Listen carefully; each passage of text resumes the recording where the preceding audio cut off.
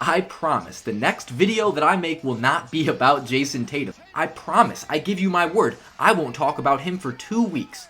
And if I do, it'll be in the form of praise. That being said, I happened to stumble across this neat little compilation on the NBA Reddit feed that's going a little viral, and I decided to jack this guy's video so that I could show you guys exactly what I mean. Someone who is actually a bigger hater than me, because they had the time and the wherewithal to even create this compilation, compiled every Jason Tatum fadeaway jumper in the last 5 minutes of a basketball game in the past 3 seasons. And it's actually not all misses, but I do feel like the scores are important here because it does feel like if he ever makes this shot, and he does make it, I believe someone calculated it 32% of the time, it's when they're up 10 or more most often. So Jason Tatum, he's had his notable shortcomings in the clutch, and it's okay. You know, a lot of the great NBA players aren't clutch.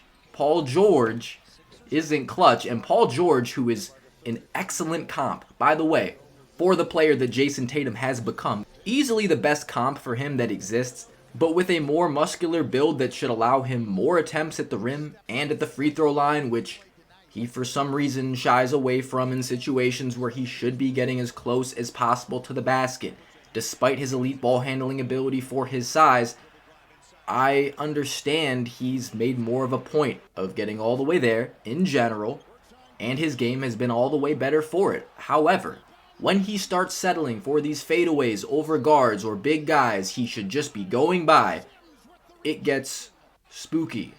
And that's not to say that it's never good to shoot a fadeaway jumper. For some players, a contested mid-range shot is a good shot, a great shot. KD, Kawhi, DeMar DeRozan made a living off of 18-footers.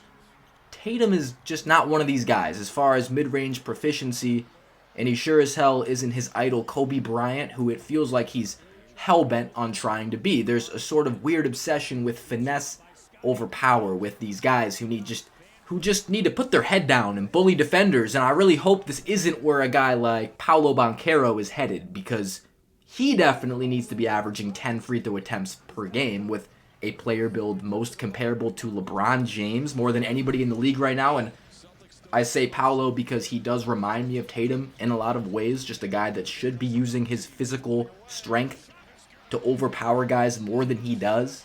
So the Celtics lost their first game after an 11-game winning streak in Cleveland thanks to a Dean Wade fourth quarter explosion, and they'll get a real test tonight against, in my opinion, the easy championship favorite Denver Nuggets. Tatum has been the Celtics MVP.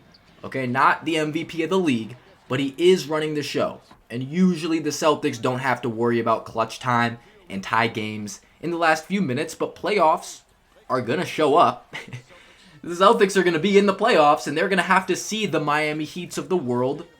They will have to dog it out in crunch time and hit timely shots to bury pesky teams that just don't go away. The Celtics are all world talented, easily the best starting lineup in the East, probably the best starting five that the East has seen since the 2016 Cavs, dare I say, or even perhaps earlier if you want to talk about balance across the board, 5 positions. That being said, Jason Tatum is very obviously not, that guy.